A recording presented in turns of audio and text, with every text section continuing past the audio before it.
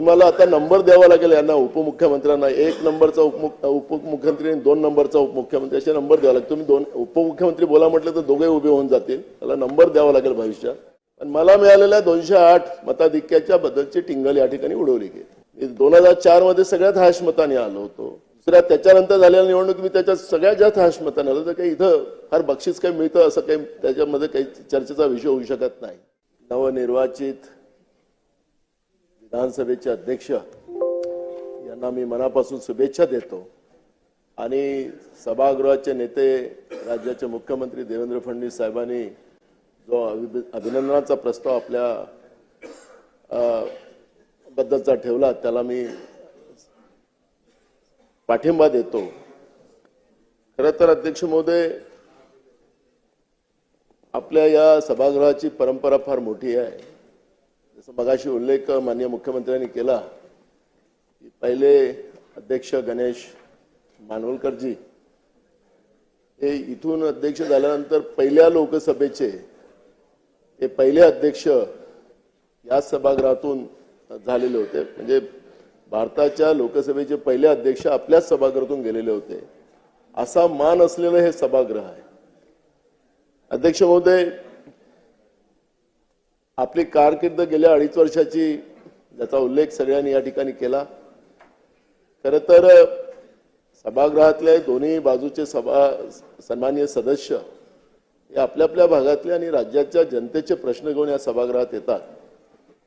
सगळ्यांना आपली भूमिका, जनतेचे प्रश्न या ठिकाणी मांडण्याचा पूर्ण अधिकार आहे. गेल्या 2.5 वर्षात आपण हे कामकाज करत असताना सगळ्यांना न्याय देण्याचा एक प्रयत्न आपण केला. त्याच्यामध्ये आपल्याला 99% यश आलं. ही जागा इतकी, तसं ते पाहिलं तर ते काटेरी मुकुटच आहे एक प्रकारचं. इकडे पाहिलं का डावीकडे पाहिलं की तिकडे टोचतं आणि इकडे पाहिलं की तिकडे इकडे टोचते, अशा पद्धतीचा ते मुकुट आहे. आणि त्याच्यामुळे त्याची जाणीव मला आहे. आपल्याला या ठिकाणी आपल्याला म्हणतात असं की सरकारला सांभाळायसाठी आपण बसतो असं आपल्याला त्या ठिकाणी सांगण्यात येतं. पण खरं तर त्या खुर्चीचा एक वेगळा मान आहे. त्याच्यावर आरोप प्रत्यारोप कोणालाच करण्याचा अधिकार नाही, ना सत्ताला ना विरोधी पक्षाला. आणि म्हणून अध्यक्ष महाराज, ही जी परंपरा आहे आणि या परंपरेला अजून ताकदीनं आणि आपल्या विधानसभेचं कामकाज हे देशपातळीवर कौतुकास्पद आहे. आपल्या विधानसभेच्या कामकाजाचं कौतुक पूर्ण देशामध्ये केलं जातं. आपण जे राष्ट्रीय आपली जी परिषद असते अध्यक्षाची, त्याच्यातही आपण गेलात, मी पण गेलो त्या मीटिंगला. त्याच्यामध्ये आपल्या राज्याच्या कामकाजाच्या बद्दलचं कौतुक देशपातळीवर होते. आणि ही परंपरा अजून द्विगुणित व्हावी, याच्यामध्ये अजून आपल्याला चांगल्या पद्धतीनं त्या ठिकाणी कामकाजामध्ये सुधार करावा, अशा सूचना या ठिकाणी आलेल्या आहेत. मी अध्यक्ष महोदय, मी जे निवडून आलो त्याच्याबद्दलचं एक टिंगल तुम्हाला आता नंबर द्यावा लागेल यांना, उपमुख्यमंत्र्यांना. 1 नंबरचा उपमुख्यमंत्री आणि 2 नंबरचा उपमुख्यमंत्री असे नंबर द्यावा लागेल. तुम्ही 2 उपमुख्यमंत्री बोला म्हटलं तर दोघे उभे होऊन जातील. त्याला नंबर द्यावा लागेल भविष्यात. पण मला मिळालेल्या 208 मताधिक्याच्या बद्दलची टिंगल या ठिकाणी उडवली गेली.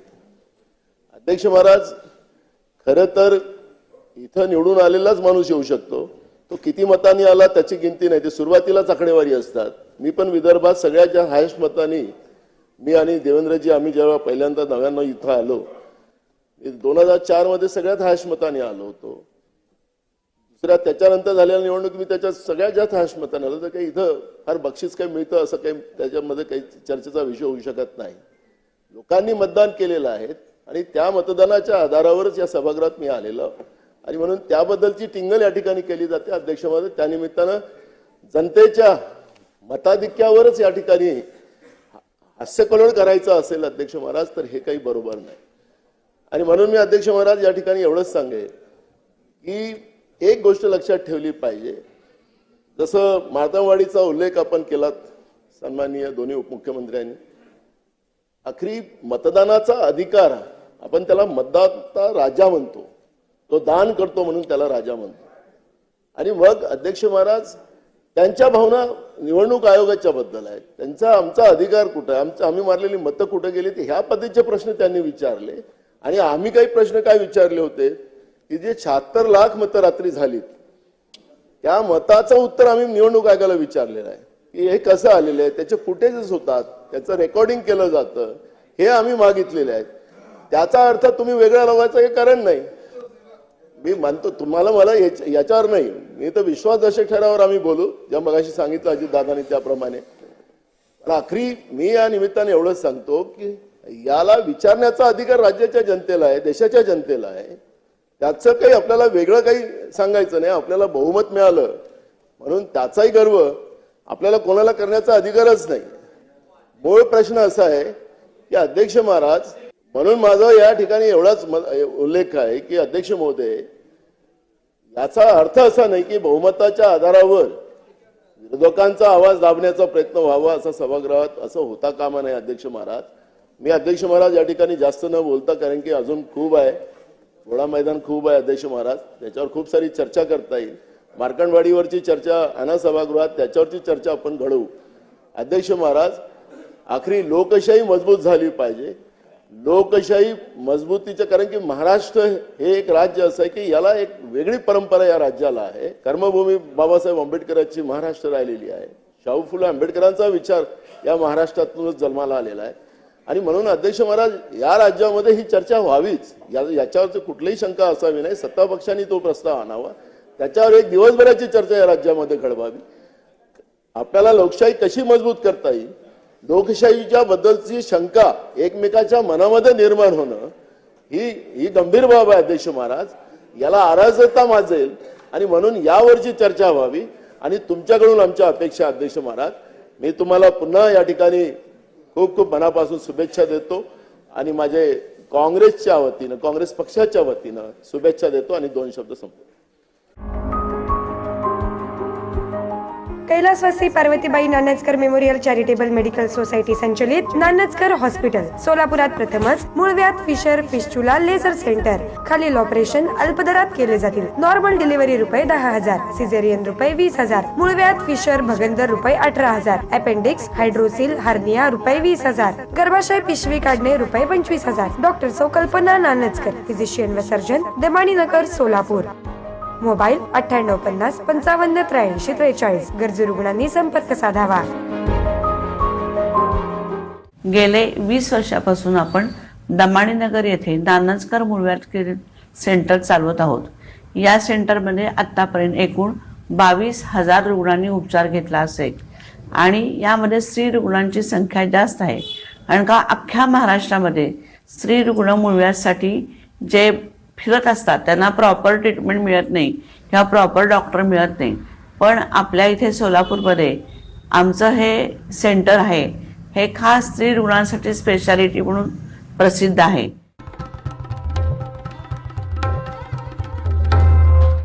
महाराष्ट्राच्या या सर्वोच्च अशा पवित्र अशा सभागृहामध्ये सभागृहाच्या अध्यक्षपदी आपली निवड झाली, त्याबद्दल हे सभागृह आणि आम्ही मनापासून आपल्याला आपलं अभिनंदन करतो, आपल्याला शुभेच्छा देतो.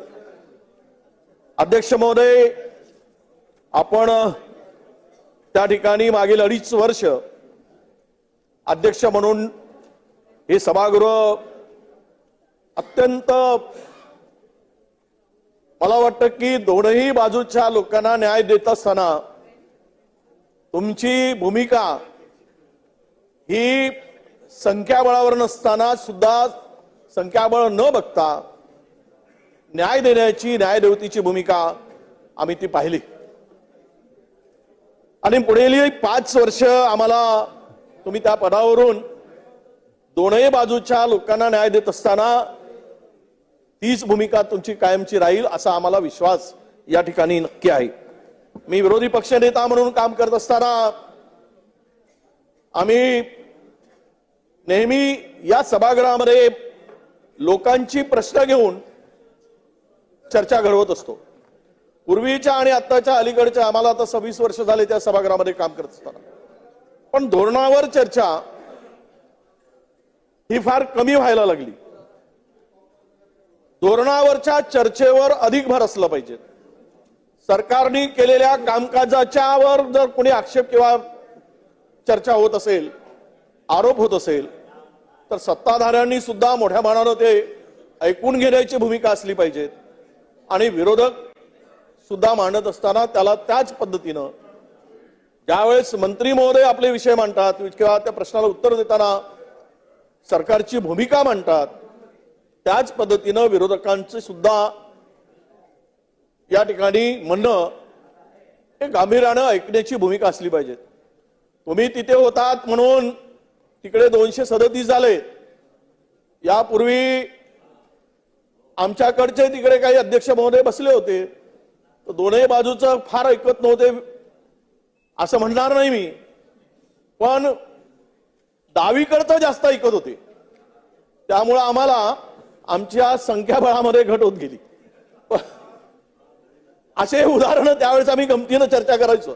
काही त्या पदावर त्या खुर्चीवर बसलेल्यांच्या संदर्भात आमची गमतीनं चर्चा व्हायची आणि ते झालंय. तुम्हाला कळलं कारण तुम्ही वकील आहात, त्यामुळे तुम्हाला माहिती आहे की कोणतीही बाजू कुठल्या बाजूने अधिक बघायचं आणि शेवट सत्तेतील मंडळीच त्या ठिकाणी आपण त्या पदावर पोहोचण्याचं काम करतात. संख्याबळावर ते असतं. पण मला एवढं वाटतं की महाराष्ट्रातील 14 कोटी जनतेसाठी हे पवित्र सभागृह अत्यंत महत्वाचं सभागृह आहे. इथे बोललेल्या प्रत्येक सदस्यांना त्या त्या मतदारसंघातील लोक ते ऐकत असतात. ते कुठले प्रश्न मांडतात, त्या कुठल्या प्रश्नावर ते चर्चा घडवत आहेत, त्याकडे त्यांचं बारकाईनं लक्ष असतं. कारण सोशल मीडिया फार प्रचंड मोठ्या प्रमाणात ऍक्टिव्ह झाले. अशा वेळेस वैयक्तिक आपल्याला माझं तरी असं वैयक्तिक मत आहे की अधिकाधिक सदस्यांना बोलण्याची संधी मिळावी, त्यासाठी आपण त्या खुर्चीवर बसून न्याय देण्याची भूमिका आपण ठरवावी असं मला वाटतं. संख्याबळ हे सत्ता आणि विरोधक कमी जास्त असू शकतं, परंतु प्रगल्भ लोकशाहीसाठी विरोधकही तेवढाच आवश्यक असतो. जर विरोधकाचा अंकुश नसेल तर सत्ताधीश सुद्धा उन्मत्तपणे वागू शकतात. हा अनेक अनुभव आपल्या सगळ्यांना आहे. म्हणून आपण त्या खुर्चीवर बसून केवळ सभागृहातील 288 लोकांच्या निवडून आलेल्या लोकप्रतिनिधी विचार न करता महाराष्ट्रातील 14 कोटी लोकांच्या अपेक्षांचा सुद्धा भार आपल्यावर आहे.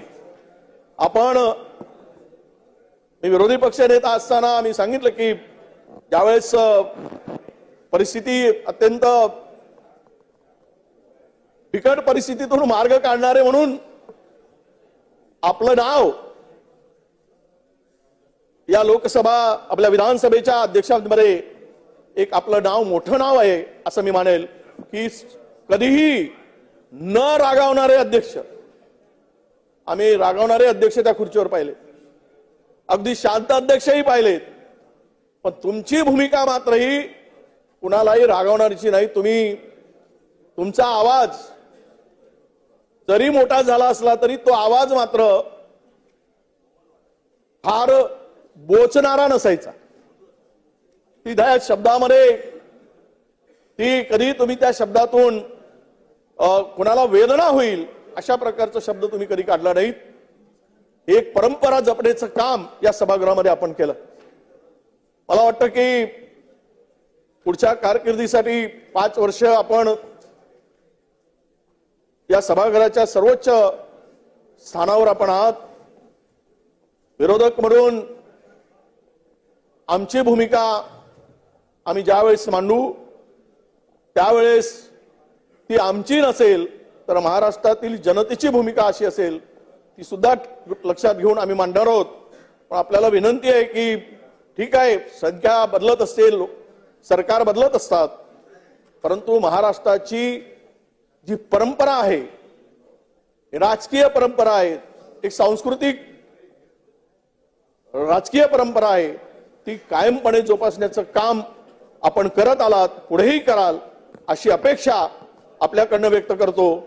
आणि मी माननीय मुख्यमंत्री महोदय, माननीय दोनही उपमुख्यमंत्र्यांना शुभेच्छा देत असताना तुम्ही सुद्धा तुमच्या सगळ्या बसणाऱ्यांना, बसवून कमेंट्स करणाऱ्यांना माझी विनंती राहील की आमचा आवाज जरी संख्येने कमी असल्यामुळे, संख्याबळ कमी असल्यामुळे आमचा आवाज किंवा बोलत असताना ते बसून आपण त्यावर बसून आम्हाला डिस्टर्ब करणार नाहीत याची काळजी कृपा करून घ्यावी. कारण 1-2 नाही 10-20 जण बोलायला लागले की आमचा आवाज तसाच दाबला जाईल. त्यामुळं विरोधकांचा आवाज दाबणार नाही, दाबला जाणार नाही अशी भूमिका सुद्धा भविष्यात आपल्याला घ्यावं लागेल. म्हणून आपल्याला माझी नम्रपणे विनंती आहे की आपण दोनही बाजूनं, दोनही डोळे, दोनही कान आपले सदैव दोनही बाजू ऐकत राहतील, बघत राहतील अशी अपेक्षा व्यक्त करतो आणि आपल्याला मनापासून शुभेच्छा देतो. धन्यवाद. जय हिंद. चव्हाण हिरो विडा V1 इलेक्ट्रिक स्कूटर आता 94,700 रुपयांपासून उपलब्ध. डेबिट व क्रेडिट कार्डवर 39,000 रुपयांपर्यंत डिस्काउंट. 2.99% व्याजदराने कर्ज उपलब्ध. विडा पॉवर बाय हिरो. 2 काढता येण्याजोग्या battery, 165 kilometre certified range, extended battery warranty. Running cost फक्त 18 पैसे पर किलोमीटर. पत्ता चव्हाण ऑटोमोबाईल, अक्कलकोट रोड, सोलापूर. संपर्क 8805 98 65 70.